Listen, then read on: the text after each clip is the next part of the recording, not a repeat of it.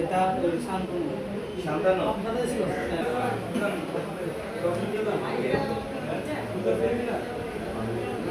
Side দেন ভাই, side দেন।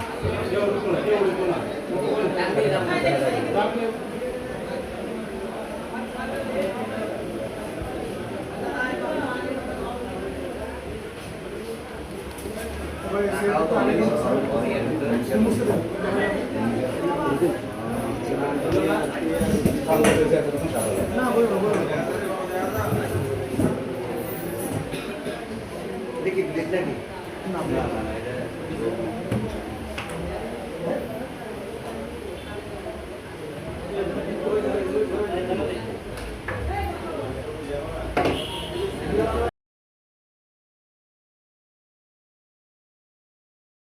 অদ্য 23/26 তারিখ লংগো থানাধীন ছাত্রী বিজেপি তাদের টহলরত এলাকায় চাঁদাবাজি করতে আসা যে